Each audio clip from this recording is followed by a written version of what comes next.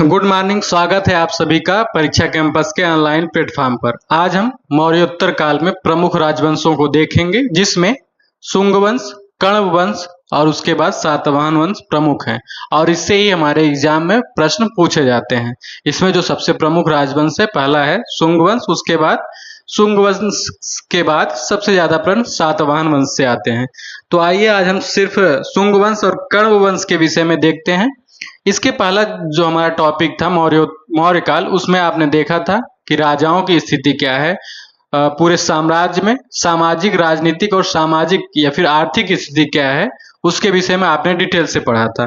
आज हम देखेंगे ऐसा क्या परिवर्तन आया है समाज में या फिर पूरे भारत में, उसकी राजनीति में क्या परिवर्तन आया है जिसकी वजह से मौर्य काल को अलग रखा जा रहा है। इसको मौर्योत्तर काल कहा जा रहा है। तो इसमें जब हम शुंग वंश को पढ़ेंगे तो शुंग वंश के जितने भी शासक हुए ब्राह्मण धर्म से संबंधित है और यह ब्राह्मण जाति से भी थे, जैसा कि बहुत सारे विद्वानों ने इस पर अपना मत प्रकट किया है। तो जब आप मौर्य काल पढ़ रहे थे तो उसके पहले आपने देखा था कि जो धर्म का जो क्षेत्र है उसमें खास करके जैन धर्म और बौद्ध धर्म का बोलबाला था। उस टाइम पर अधिकांश जो भारत के लोग थे बौद्ध धर्म या फिर जैन धर्म के अनुयायी थे। ब्राह्मण जो धर्म है वह बहुत ही सीमित हो गया था। तो इसकी वजह से जब शुंग वंश के लोक शासक बनते हैं वह ब्राह्मण धर्म के अनुयायी थे, तो उन्होंने इसी की वजह से शुंग वंश को या फिर पुष्यमित्र शुंग जो उनका पहला शासक है उसको ब्राह्मण धर्म का पुनरुद्धारक कहा जाता है। तो आइए हम देखते हैं कि क्या क्या परिवर्तन हुए हैं। अगर हम शुंग वंश की बात करेंगे, इसका जो समय काल है 184 ईसा पूर्व से 75 ईसा पूर्व है। जब हम किसी भी शासक या फिर राजवंश के विषय में पढ़ते हैं तो मैंने दो तरीके अपनाए थे, जैसा कि उसमें देखते हैं। हमें जानकारी होनी चाहिए कि किसी राजवंश या फिर किसी राजा के विषय में हम जानकारी प्राप्त करना चाह रहे हैं तो उसकी जानकारी के स्रोत क्या क्या हैं। तो स्रोत कई प्रकार से होते हैं, जिसमें पहला होता है साहित्यिक साक्ष्य क्या क्या उसके हैं, यानी साहित्य में क्या क्या उस राजवंश या शासक के विषय में लिखा गया है। दूसरा, उस शासक या फिर उसके समकालीन या फिर उसके बाद के किसी शासक द्वारा क्या क्या अभिलेख खुदवाए गए हैं उसके विषय में, तो उससे भी हमें जानकारी मिलती है। तो जो अगर हम शुंग वंश के विषय में पढ़ना चाहेंगे तो शुंग वंश से संबंधित जो साहित्यिक साक्ष्य हैं, तत्कालीन समय के जितने भी पुराण रहे हैं, जिसमें मत्स्य पुराण, वायु पुराण और ब्रह्मांड पुराण है, इसमें शुंग वंश के विषय में जानकारी मिलती है। साथ ही पतंजलि जो इन्होंने महाभाष्य लिखा था पुस्तक, उसमें भी शुंग वंश के विषय में जानकारी मिलती है।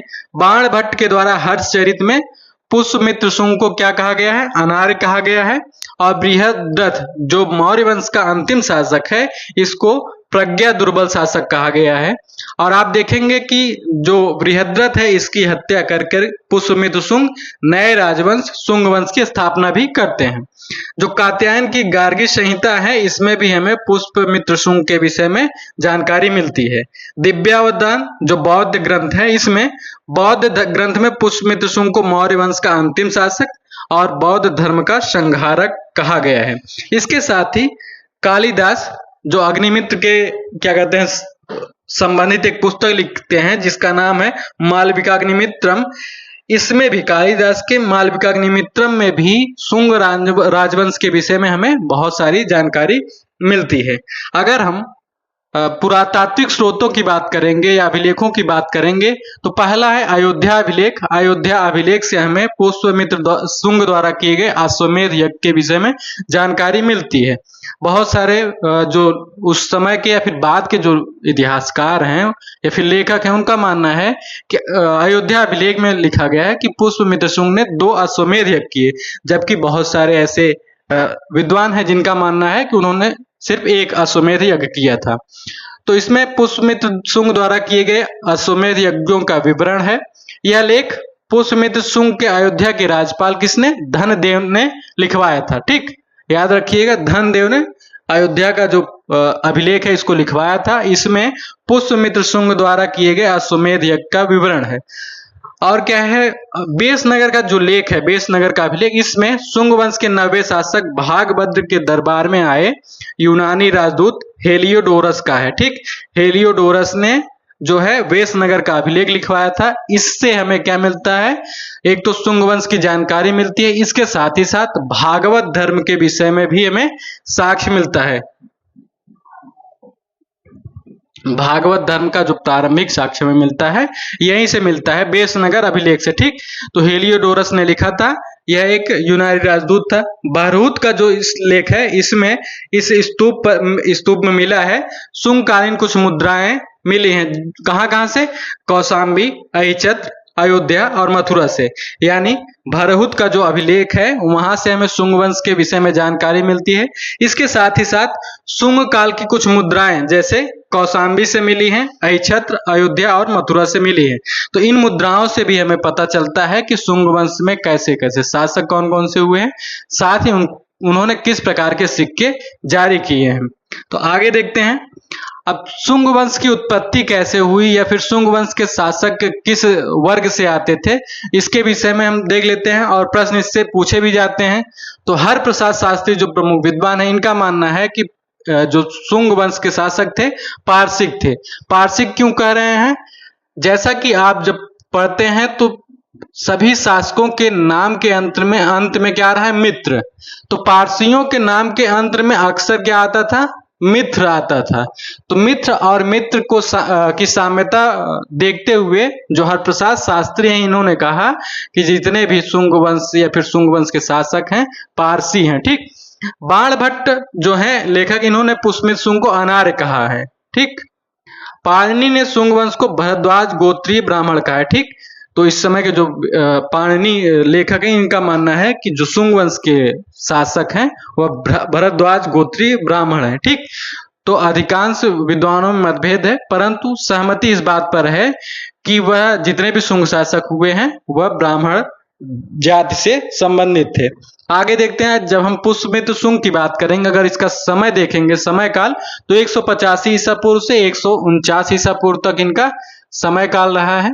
ठीक, जैसा कि मैंने पहले बताया था कि मौर्य वंश के अंतिम शासक बृहद्रथ की हत्या करके पुष्यमित्र शुंग ने क्या किया था, शुंग वंश की स्थापना की थी। किसकी हत्या, बृहद्रथ की थी हत्या। तो यह अंतिम मौर्य शासक थे। ठीक, पुष्यमित्र को हरिवंश में औदभिज क्या कहा गया है, औदभिज मतलब अचानक उठने वाला कहा गया। किसमें, हरिवंश जो पुस्तक है। तो ध्यान में रखिएगा, प्रश्न ऐसा पूछा जाता है कि किस पुस्तक में औदभिज यानी अचानक उठने वाला कहा गया है, तो हरिवंश में।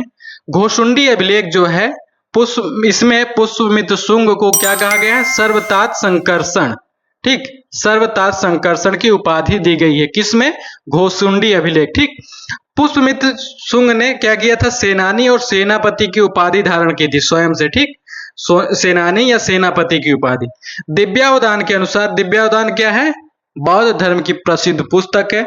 इसके अनुसार पुष्यमित्र शुंग ने अशोक द्वारा निर्मित 84,000 स्तूपों को नष्ट करवाया था। ठीक, 84,000 जो बौद्ध स्तूप बनाए गए थे अशोक के द्वारा, उसको नष्ट किसने किया, पुष्यमित्र शुंग ने। पुष्यमित्र शुंग ने वैदिक धर्म की पुनः स्थापना की और उसका काल वैदिक प्रतिक्रिया अथवा वैदिक पुनर्जागरण का काल भी कहा जाता है। ठीक, तो इस समय जो बौद्ध धर्म इसके पहले तक खूब प्रचलित था, पूरे भारत में एकमात्र ऐसा धर्म था जिसमें बहुत भारी संख्या में लोग जुड़ रहे थे, उस धर्म को अपना रहे थे।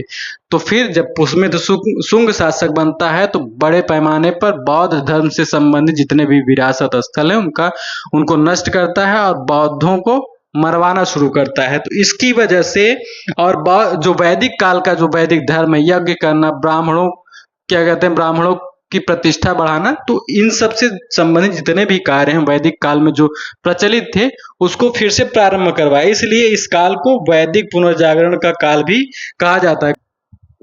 आगे देखते हैं, यमन आक्रमण।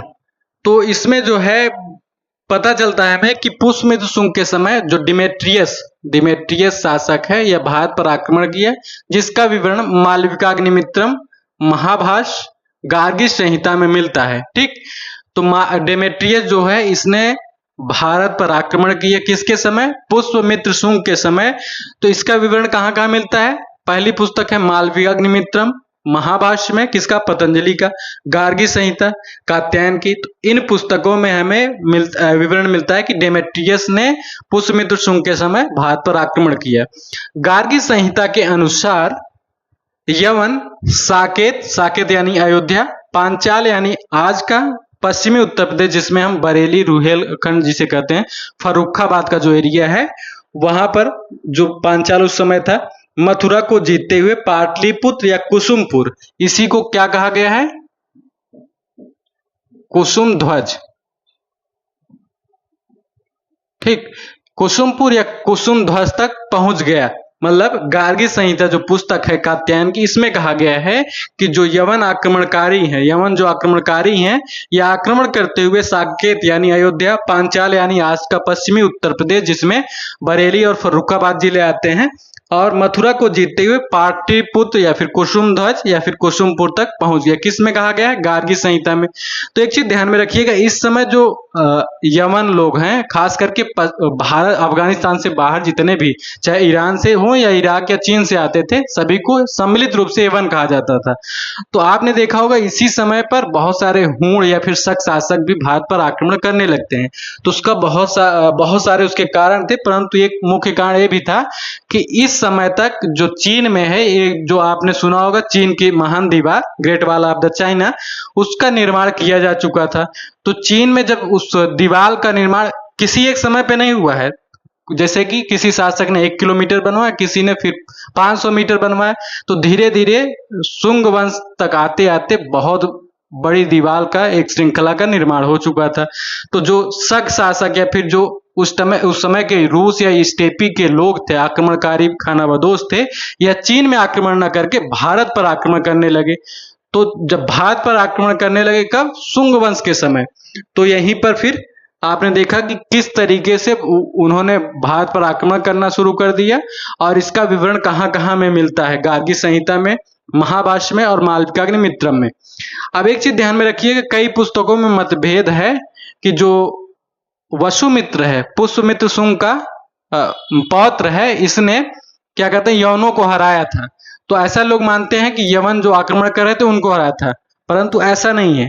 आपने देखा होगा अश्वमेध यज्ञ किसने किया? पुष्यमित्र शुंग ने किया। तो अश्वमेध यज्ञ जब किया जाता है तो उस यज्ञ में एक घोड़ा छोड़ा जाता है। वह घोड़ा जिस भी क्षेत्र में जाएगा, अगर वहां के राजा ने प्रतिरोध नहीं किया, समर्पण कर दिया, तो वह राज्य उस जिस व्यक्ति ने अश्वमेध यज्ञ किया है उसके अंदर में माना जाएगा, यानी उस राज्य का वह कर्ता धर्ता हो जाएगा। साथ ही अगर किसी व्यक्ति ने उस घोड़े को पकड़ लिया, अपने राज्य से गुजरने नहीं दिया, तो उस संबंधित यज्ञ करने वाले राजा या जैसे कि पुष्यमित्र शुंग ने किया, तो उससे युद्ध करना पड़ेगा। तो जब अश्वमेध यज्ञ का घोड़ा जो है पश्चिमी भारत में, खास करके अफगानिस्तान का जो एरिया है वहां पर पहुंचता है, अफगानिस्तान यानी पश्चिमी भारत और यवन राज्य जो है उनकी सीमा पर जब पहुंचता है, तो उस समय के जो यवन शासक थे उसने घोड़ा पकड़ लिया। तब क्या होता है कि वसुमित्र कौन है? पुष्यमित्र शुंग का पौत्र है। इसने उस घोड़े को छुड़ाने के लिए युद्ध किया और वहां पर विजय प्राप्त की। तो इसी को कहा गया है क्या कि वसुमित्र ने यवनों को हराया था। कब हराया था? अश्वमेध यज्ञ के घोड़े को छुड़ाने के लिए। ठीक, पतंजलि जो हैं पुष्यमित्र शुंग के पुरोहित थे। कालिदास के नाटक मालविकाग्निमित्रम से भी अश्वमेध यज्ञ की जानकारी मिलती है। ठीक, अश्वमेध यज्ञ की जानकारी कहाँ कहाँ मिलती है? पहला है अयोध्या अभिलेख। ठीक, अगर अब हम पुरातात्विक साक्ष्यों की बात करेंगे, अगर हम साहित्यिक साक्ष्य की बात करेंगे, तो जो कालिदास का नाटक है मालविकाग्निमित्रम, इससे भी हमें अश्वमेध यज्ञ की जानकारी मिलती है। अगर हम बात करेंगे पुष्यमित्र शुंग के उत्तराधिकारियों की, तो पुष्यमित्र शुंग का जो पुत्र है अग्निमित्र, इस पुष्यमित्र शुंग के बाद यह शासक बनता है। इसका समय काल जो है 149 ईसा पूर्व से 141 ईसा पूर्व। और अग्निमित्र जो है यह उस समय विदिशा का प्रांतपाल था। ठीक, पुष्यमित्र के समय विदिशा का प्रांतपति या फिर प्रांतपाल था। उसके बाद अग्निमित्र के बाद सुज्येष्ठ या इसी को वसुज्येष्ठ कहा गया, यह शासक बनता है। इसका जो समय है 141 ईसा पूर्व से 131 ईसा पूर्व। फिर बनता है वसुमित्र जिसने यवनों को हराया था 131 ईसा पूर्व से 124 ईसा पूर्व। तक, फिर उसके बाद आंध्रक, पुलिंद, घोष, वज्रमित्र, फिर 9वां शासक है भागभद्र, फिर उसके बाद देवभूति। तो शुंग वंश का अंतिम शासक कौन है? देवभूति। आगे देखते हैं हम। मथुरा के समीप मोरा नामक स्थान से प्राप्त प्रथम शताब्दी ईस्वी के लेख में तोष नामक विदेशी महिला द्वारा वासुदेव, संकर्षण, प्रद्युम्न, शांब और अनिरुद्ध की मूर्तियों, इनको क्या कहा गया है? पंचवृष्ठ वीर, ठीक, पंचवृषणी वीर की स्थापना का उल्लेख मिलता है। अतः शुंग काल भागवत धर्म के विकास के दृष्टिकोण से महत्वपूर्ण है। ठीक, आपने देखा होगा जब मैंने अभी बताया था कि हेलियोडोरस का जो विदिशा का बेस नगर का अभिलेख है, वहां पर भी भागवत धर्म के साक्ष्य मिलते हैं। उसने गरुण स्तंभ की स्थापना की थी। इसके साथ ही हम देखते हैं कि जो प्रथम शताब्दी ईसा पूर्व में तोष नामक एक विदेशी महिला थी, उसने मथुरा में क्या किया था? पंचवृषणी वीरों की मूर्तियों की स्थापना की थी। अब प्रश्न कैसे आते हैं कि निम्नलिखित में से कौन पंचवृषणी वीरों में नहीं आते हैं? तो ध्यान से इसको ध्यान में रखिएगा कि वासुदेव, संकर्षण, प्रद्युम्न, शाम और अनिरुद्ध को सम्मिलित रूप से पंचवृषणी वीर कहा गया है। ठीक, इसमें बलराम नहीं शामिल है, तो इसको ध्यान में रखिएगा। पंचवृषणी वीरों में वासुदेव, संकर्षण, प्रद्युम्न, सांब और अनिरुद्ध आते हैं। तो शुंग वंश के 90वें शासक भागभद्र, जो मैंने कहा था, भागभद्र के शासनकाल के 14वें वर्ष तक्षशिला के यवन शासक एंटियालकिड्स के राजदूत हेलियोडोरस ने, अभी जो मैंने बताया था, विदिशा में वासुदेव के सम्मान में गरुण स्तंभ लेख की स्थापना की। ठीक, तो कौन था? हेलियोडोरस था। किसका दूत था? एंटियालकिड्स का। ठीक, एंटियालकिड्स का राजदूत हेलियोडोरस था। यह कहां का शासक था? तक्षशिला का। इसका जो दूत है, विदिशा में क्या किया इसने? वासुदेव के सम्मान में गरुण ध्वज की स्थापना की। ठीक, तो हमें जो शुंग काल है, इसमें क्या हम देखते हैं? शुंग काल में भागवत धर्म का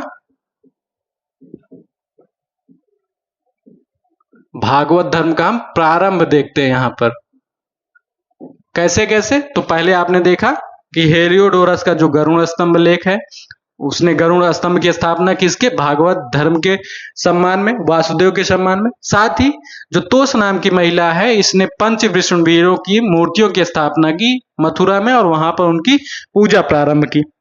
इसी के समय देखते हैं शुंग काल में मनुस्मृति की रचना होती है। ठीक, बहुत ही महत्वपूर्ण बन जाता है मनुस्मृति, क्योंकि इसकी रचना क्यों होती है? तो इसको लेकर के जो एक बहुत बड़े विद्वान है पैट्रिक आलीवेल का मानना था कि जो उस समय के तत्कालीन परिस्थिति थी, खास करके धार्मिक परिस्थिति थी, उसमें क्या था कि शूद्र और म्लेच्छ जो जनजातियां थी, उनके खिलाफ ब्राह्मणवादी जो सुविधाओं का समर्थन के लिए लिखा गया था। इसका उद्देश्य राजाओं और ब्राह्मणों के बीच पुराने संबंध को सशक्त एवं पुनर्स्थापित करना था। ठीक, कि जो मनुस्मृति की रचना क्यों हो रही? क्योंकि उस समय शूद्र और म्लेच्छ जो जनजातियां हैं, बहुत भारी संख्या में, वे बौद्ध धर्म का अनुसरण कर रही हैं। जो ब्राह्मण धर्म है वह बहुत ही गिर चुका, यानी उसकी स्थिति बहुत ही निम्न हो चुकी है। उसको मानने वाले लोग बहुत कम थे। इसलिए ब्राह्मणों ने अपने सुविधाओं को बढ़ाने के लिए राजाओं और ब्राह्मणों के संबंध को बढ़ावा दिया और ऐसे ऐसे सिद्धांतों की रचना मनुस्मृति में की। तो आगे हम देखते हैं कि मनुस्मृति से संबंधित क्या क्या तथ्य हैं और क्या ऐसे तथ्य हैं जो प्रश्न में, परीक्षाओं में पूछे जाते हैं। तो पहला है पीवी काणे, जो इतिहासकार है, इनका मानना है कि इसकी रचना जो है 200 ईसा पूर्व से 200 ईस्वी के बीच होती है। कब? 200 ईसा पूर्व से 200 ईस्वी के बीच। जो जायसवाल है, केपी जायसवाल, इनका पूरा नाम है केपी जायसवाल। केपी जायसवाल के अनुसार भृगवंशी ऋषि कौन थे? मनु पुष्यमित्र शुंग के समकालीन थे। मनुस्मृति में जिस व्यवस्था का प्रतिपादन किया गया है वह ब्राह्मण धर्म पुनरुद्धार मूलक है, यानी ब्राह्मण धर्म का पुनरुद्धार किया गया है। ऐसी व्यवस्था की स्थापना किसमें की गई? मनुस्मृति में। 1776 में नैथेलियल हैलहेक ने मनुस्मृति का अनुवाद किया। किस नाम से? ए कोड ऑफ जेंटू हिंदुला। किस नाम से? ए कोड ऑफ जेंटू हिंदुला नाम से किसने? नैथेलियल हैलहेक ने अनुवाद किया है मनुस्मृति का। कब? 1776 में। 1792 में इंस्टीट्यूट ऑफ हिंदू लॉ नाम से इसका अन्य अनुवाद भी प्रकाशित हुआ, यानी इसके दो अनुवाद किए गए। पहला अनुवाद नैथेलियल हैलहेक ने किया था, ए कोड ऑफ जेंटू हिंदुला के नाम से, जबकि दूसरा अनुवाद इंस्टीट्यूट ऑफ हिंदुला के नाम से किया गया था। आगे देखते हैं मनुस्मृति के टीकाकार। तो इससे संबंधित प्रश्न हमेशा पूछे जाते हैं कि मनुस्मृति के कौन कौन से टीकाकार हैं। तो सबसे प्राचीन जो टीकाकार हैं भारुचि को माना जाता है। किसको? भारुचि सबसे प्राचीन टीकाकार माने जाते हैं। सबसे पहले टीकाकार, इन्होंने टीकाएं लिखी थी मनुस्मृति पर। उसके बाद गोविंद राज आते हैं, कुल्लुक भट्ट, नारायण, राघवानंद और रामचंद्र, इन्होंने मनुस्मृति पर टीकाएं लिखी थी। हर्षचरित जो बाणभट्ट की पुस्तक है उसमें हमें विवरण मिलता है कि देवभूति जो शुंग वंश का अंतिम शासक था, इसकी हत्या इसके अमात्य वसुदेव ने की थी। किसने? वासुदेव ने की थी हत्या किसकी? देवभूति। देवभूति कौन है? शुंग वंश का अंतिम शासक है। ठीक इसी प्रकार से जब आप पढ़ रहे थे मौर्य साम्राज्य, तो मौर्य साम्राज्य के अंतिम शासक की हत्या उसके सेनापति किसने की थी? पुष्यमित्र शुंग ने की थी। किसकी हत्या? बृहद्रथ की हत्या। तो मौर्य वंश का अंतिम शासक बृहद्रथ और शुंग वंश का अंतिम शासक देवभूति। तो देवभूति की हत्या किसने की? वासुदेव। वासुदेव ने देवभूति की हत्या करके फिर क्या किया? कण्व वंश की स्थापना की। ठीक, तो विष्णु पुराण में भी इस प्रकार का विवरण मिलता है। व्यसनी शुंग राजा देवभूति को उसी का अमात्य कण्व वासुदेव मारकर पृथ्वी का स्वयं भोग करेगा।